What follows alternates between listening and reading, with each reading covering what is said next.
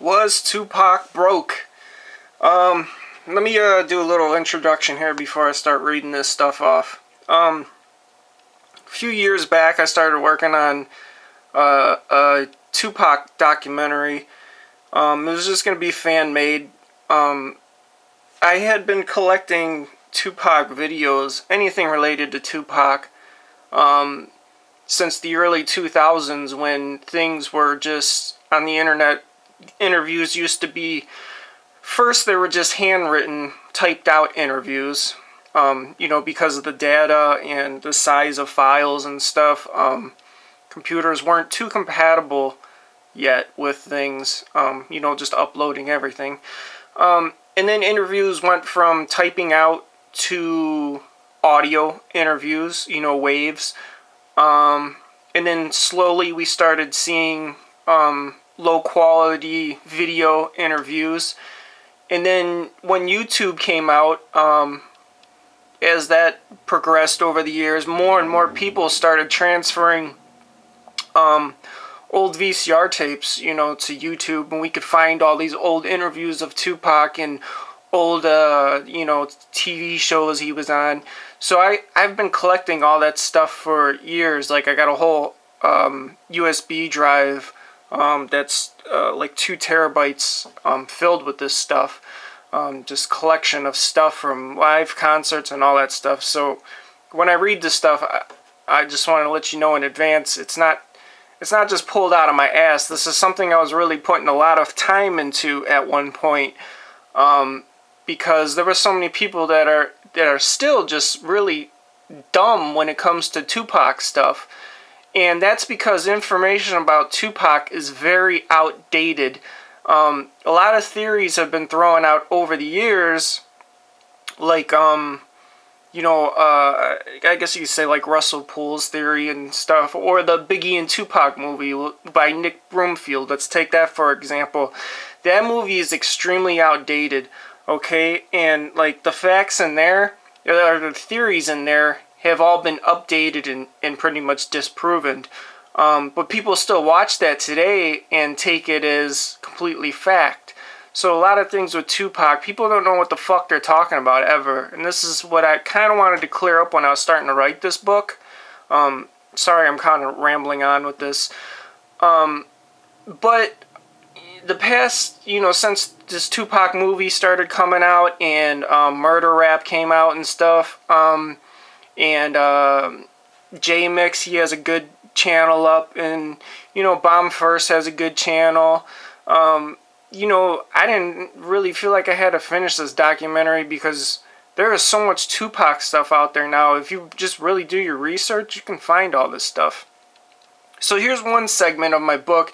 This is an argument that I find time and time again about Suge having Pac killed because of the money situation, or was Tupac broke when he died? Why did he die broke? Why did he have only like $100,000 in his bank account? Where did all this money go? All this shit.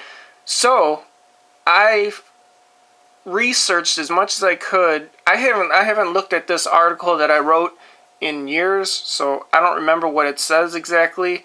So I'm gonna read it, and bear with me if I kind of sound stupid as I'm reading it. But I try to find as much records as I could of Tupac's spending, and I researched on my own an idea of how much he should have earned back. So this is kind of an estimate, but a lot of people they have no clue about any of these figures at all. And they just spew out dumb fucking shit out their mouth, and they don't know what the fuck they're talking about. So this can give you kind of more an accurate feel of how much money was being spent, how much was owed, and people don't realize how contracts work and advances and all this shit, you know what I mean? So I think a lot of this will surprise a lot of people when I start reading through it, because I was in the music industry for a long time, so I understand a lot of this shit. But if you're not in this industry, you're looking at it from the outside in, you don't understand anything about accounting or any of that shit. Okay, so we're already 5 minutes in of the rambling. Sorry about that. So Suge had previously asked Pac to join Death Row, but Pac said he just wasn't ready. The reality of it is Tupac didn't want to join Death Row, but changed his mind when faced with prison. Suge said he'd get Tupac out in exchange. Tupac had to do 3 albums for Death Row. They worked out a contract in which Tupac would receive an advance of $1 million for the first album, in addition to $125,000 for a car, a $120,000 expense allowance for 1 year, a $250,000 legal fund to be spent as Tupac desired as David's legal services, which would probably be David Kenner. So you add all that up, and he's in debt now, close to 1.5 million in advances. Okay, so now let's jump to the second paragraph I wrote. Tupac agreed, and death row lawyer David Kenner went about bailing Tupac out of jail. The New York Court of Appeals granted him to leave to post bail. Now remember, Tupac getting out of jail from his New York case didn't mean he was off the hook. He was out of jail on appeal, which means he had to at some point go back to court in the future. So, he could have went back to jail. We don't know. Or they would have thrown everything out. But we know one thing, this court case really put a damper on his money. Sorry, I'm getting distracted. I got security cameras and some asshole just parked in front of my house. So if I get a little distracted, don't mind me. Okay, so, $850,000 was raised by Atlantic Records. Sorry, looking at my TV again. $850,000 was raised by Atlantic Records, which was posted in a corporate guarantee. The rest was put up with $300,000 bail bond and $250,000 in cash from Sugar Interscope. So if you add that up, that's another negative $1.5 million. Now, the $850,000, I don't know if that's additional to the first paragraph, or if that's talking about the first paragraph. So, you could give or take $1.5 million for the bail. So, I don't know. It gets a little bit tricky there. So, we got about 1.5... did I say billion? I meant million. 1.5 million in advances so far, and close to 1.5 million in bail. So that's about 3 million he's in debt when he gets out of jail. Alright, so let's get to the music. Tupac immediately began writing and released the album All Eyes on Me, a double CD which covered the first 2 CDs of the contract. While on death row, Tupac really seemed to change, influenced by Suge and the MOB lifestyle, and obviously bitter for the setup in the rape case from New York and being shot 5 times. While on death row, he was jacked by Suge Knight repeatedly. I don't remember if these are my words or if this was taken out of research that I got, so... I don't want to take credit for something I didn't write. Like I said, this is so old that I don't remember what's what. So he was charged rent on a Wilshire apartment that other death row artists lived in on 9 separate occasions. He was charged $23,000. I'm just going to estimate this stuff. Instead of saying $23,857, I'll just say $23,000. For repairs to a Porsche owned by Steve Contractual and Suge. Suge and another death row representative who were in California at the time on the phone told him that he had spent $2 million more than he was entitled to receive.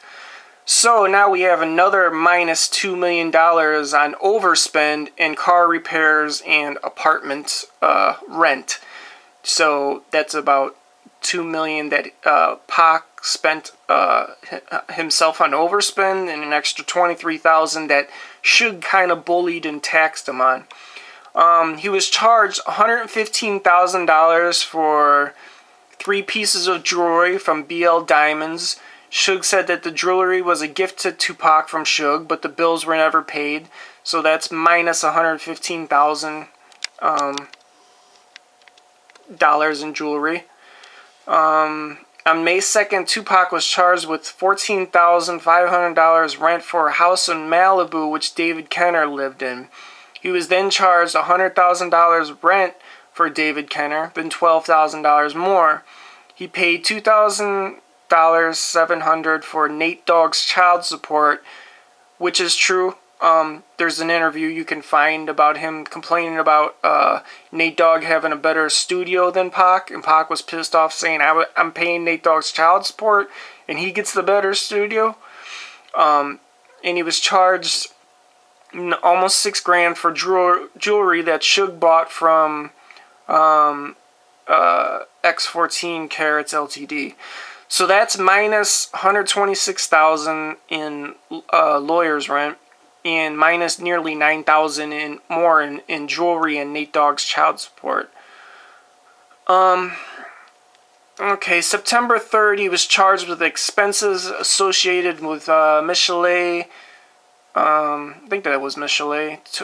Tosa's Range Rover for about $1,500. He was also charged over $28,000 for a Chevy Suburban title. It was taken, quote, bought in Tupac's name initially, but was given to Suge's brother-in-law, Norris Anderson. So that's minus almost $30,000 in cars. Tupac was charged with about $50,000 in connection with the cost of transferring the car to Norris. So that's minus about $50,000. In August, Tupac was charged with almost $3,000 for an American Express bill from Suge's wife. So that's about $3,000 on a credit card bill. Tupac was charged with the expenses that he never agreed to pay, which were attended to the production of albums released to Death Row. So those expenses are the Suge Knight bullying side that people talk about, but never really have the actual answers. So that's some of the costs. He was charged with about $3.5 million in video production costs and little over $500,000 in audio production costs. So you add that together, and that's a little over $4 million in video and audio production costs. When Tupac died, he had no mutual funds, or IRA, or real estate. He owned no stocks or bonds. He had a checking account that had less than $105,000. He also didn't own his Woodland Hills house in San Fernando Valley that he had recently thought he had bought, which is a whole other story. That's actually very interesting. I believe it is that the mansion that's in some of the videos you can find that has like Gaddafi's mom by the pool and stuff. I believe that's the house that they're talking about, the one that I think DJ Lethal bought after Tupac died, which was Limp Bizkit's ex-DJ. I believe they're talking about that house. Pac actually didn't own that house, but he thought he did. So we'll add up this debt now that I just talked about.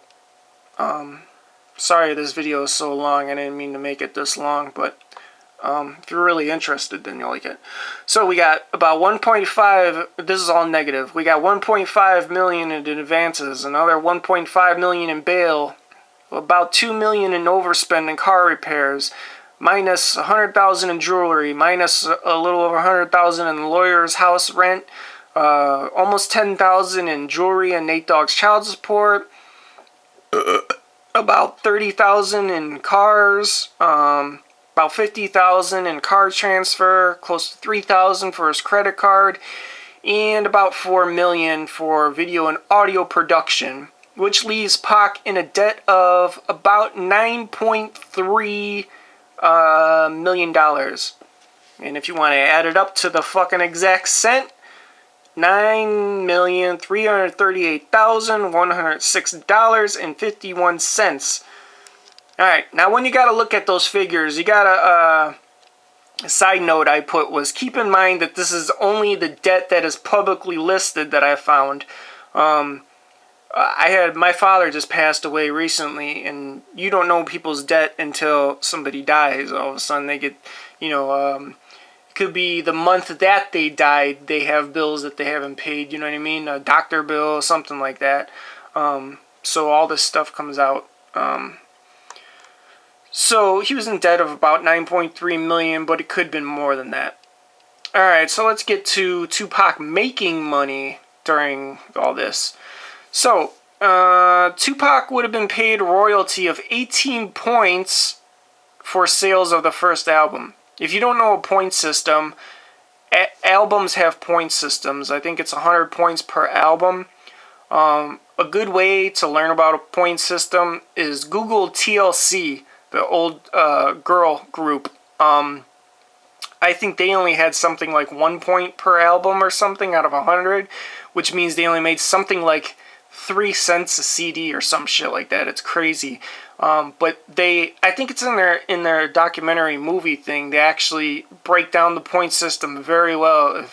Because I don't have the figures in front of me, so I can't explain it as good. If you just Google it and find it, Okay, so Tupac will be paid a royalty of 18 points for sales of the first album, which is actually not too bad back then, plus a bonus of 1% if it went gold, and another 1% if it went platinum.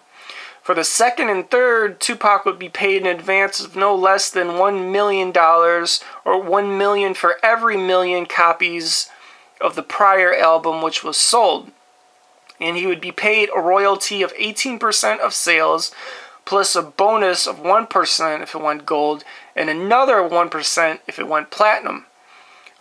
Tupac said at the time he signed the contract, "I know I'm selling my soul," but he couldn't stand another few years in prison. So, one CD is, here I already broke it down, basically. One CD equals 100 points, okay? So 18 points times 8 cents, each point is 8 cents, equals $1.44 per album Pac would have got. So he would have got about 1,444,000 for every million albums sold. So he would have roughly got about $1.4 million for every million albums sold with that point systems. Okay, so here's another thing people don't understand is the point system of when you get paid off an album. You don't get paid weekly. You get paid 4 times a year. Artists get paid quarterly, meaning at the end of the quarter, meaning at the end of every March, June, September, and December, the artist will receive a check from the record label for their calculated mechanical royalties earned. Okay, so All Eyes on Me, released February 13th, 1996. Tupac Shakur died September 13th, 1996. He was alive roughly 7 months while that album was out. The first week, it sold 566,000 copies. In 2 months, it was 5 times platinum. That's 5 million sales of April 1996. I do believe this is the part I started doing the research myself, trying to go through the RIAAs and all that shit. After his death, sales, by 1998, it had gone 9 times platinum. That's 9 million sales. So you got to realize he didn't go 9 times platinum while he was alive. It wasn't until, almost, 2 years after his death that he was 9 times, So that was like another additional 4 million after his death. July 23rd, 2014, it was a certified diamond in America. That's more than 10 million sales.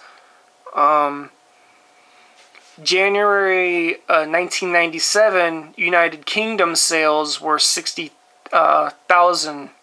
And one thing you got to know about the UK and Europe and stuff is they rate gold and platinum different.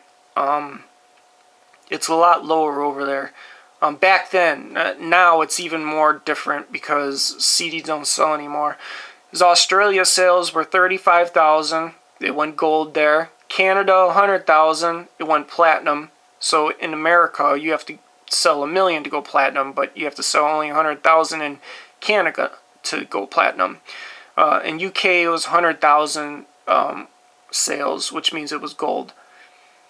So this is the point system for other countries.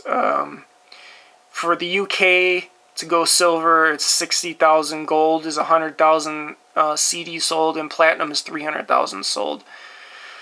Okay, so I spent like an hour figuring this out. I wrote down. Did Tupac die broke? At the time of Tupac's death, he only had about 100,000 in his bank account. A lot of people argue over the fact he was owed money. Some people say he was owed a lot of money. So I sat down with the facts I had gathered and made those calculations that I said in the video. So let's figure the debt out first. Keep in mind this can't be all the debt. I'm sure there was managers and other types of fees. Yeah, I said this already above, but we'll go through it again. He had about 1.5, this is all negative, 1.5 million in advances, 1.5 million in bail, 2 million in overspend and car repairs, apartment rent, minus about 100,000 in jewelry, minus another 120,000 in lawyers' house rent, close to 9,000 in jewelry, Nate Dogg's child support, close to 30,000 in cars, close to 50,000 in car transfer, close to 3,000 in credit card, and around 4 million in video and audio production, which comes to a debt of around $9.3 million. Okay, so now here, this is where it gets really tricky, is the income of his record sales. Keep in mind this is only an estimate. I'm not figuring out the bonuses in percentages, so the numbers are going to be off some. I'm just trying to get an estimate here. Tupac would have been paid a royalty of 18 points for the sales of the first album, plus a bonus of 1% if it went gold, another 1% if it went platinum. For the second or third, Tupac would be paid in advance of no less than 1 million or 1 million for every million copies sold in the prior album, which was sold. You would be paid royalty 18% on sales, plus a bonus 1% if it went gold, another 1% if it went platinum. I already said this before, so I'm kind of let me just skip through that. Yada yada yada. Okay, so All Eyes on Me was released February 13th, 1996. Tupac Shakur died in September 13th, 1996. Like I said, I wrote this a long time ago, and I never... This is the rough draft. This would mean he received a check for March, June, and maybe September, because he died in September. So he would have had a check coming the month that he died. Actually, since he died in late September, maybe he did. He probably got 3 checks. So this is where it gets even trickier. We don't know the exact album sales per quarter, and on top of that, we don't know the album sales out in America for that period of time. But what I do know is this: Tupac was alive for 7 months that his album was out. In that period of time, it's confirmed that at least the first week he sold 566,000 copies. In 2 months, it was 5 times platinum around April of 96. So we can confirm going 5 times platinum in 2 months, he at least should have collected American sales checks in the amount of 5 million times $1.44 a piece. He should have collected about $7,200,000. So now let's take the known debt and subtract it from his least amount of known American sales. We have a debt of his debt was about 9.3 million, and he had the sales of his CD was at least plus $7.2 million. So when you subtract that, he still has a debt now of $2.1 million, roughly. Okay, and that's when he was alive. After his death, sales we can confirm. 1998, he went 9 times platinum. July 23rd, 2014, he was diamond. That's 10 million sales. In 16 years, it sold 1 million, which means that, the album is still selling. So he's over a 16-year period of time, it sold collectively 1 million units, which means that it's still selling no matter what. Every year this album sells. January of 97 in the UK, sales were 60,000. UK total sales to date about 100,000. Australia sales 35,000. Canada sales 100,000. So from the math above, we can estimate Pac was still in debt around $2 million. It is still unknown how much royalties he received from other countries' sales in the few months that he was alive, which could knock that number down a little bit. Also factor in his bonuses per million sales, and he might have broke even or even been owed $1 million or $2 million. But with all this, you can definitely have a bigger picture now that he probably wasn't owed $100 million when he died, or any of those other outrageous numbers people throw out. If Pac would have lived, yes, he would have been a multi-millionaire after he paid off his debt, which would have been all uphill from there on collecting money. After he got rid of that debt, which he was pretty close to getting rid of, or he probably did get rid of it. Everything after that debt, that debt was pretty big. It was almost $10 million, but he made so much that debt was gone pretty fast, or it would have been gone. The fact is, he just died way too soon to even enjoy his success. Much more than a year, So the whole thing of, Pac was owed $100 million, with all the figures I just gave you, we could roughly say that from the numbers that I got, he was still in debt about $2 million. But then you got to factor in things I don't know. So then you could give or take about another few million. So you could say maybe he was in debt, maybe 4 million. My numbers come up about 2 million in debt. But he could have also had about 2 million owed to him that he hadn't have got yet. Or maybe 4 million. Or maybe he broke about even by the time he died. So give or take a little bit. But that's my estimates there. He was in debt around 2 million. Yes, if he would have lived, he would have been a millionaire. Maybe he would have had to sue to get his money. We don't know. Despite what people say, Pac was technically not leaving death row. When you have a record company, you have a parent label, okay? Then you have the distribution company. A lot of people don't know how record companies work at all. They're really fucking stupid when it comes to that. Priority distributed the records. Distribution places, they usually always get something like, 10% of the record sale. So let's say you make $10 million off of a CD. Usually the distribution place makes about $1 million of that $10 million. So distribution is always, they're never going to go out of business, really. So what was I getting at? Oh, okay, so Pac was leaving death row as the main company to start Machiavelli, but Machiavelli was going to be under the umbrella of death row.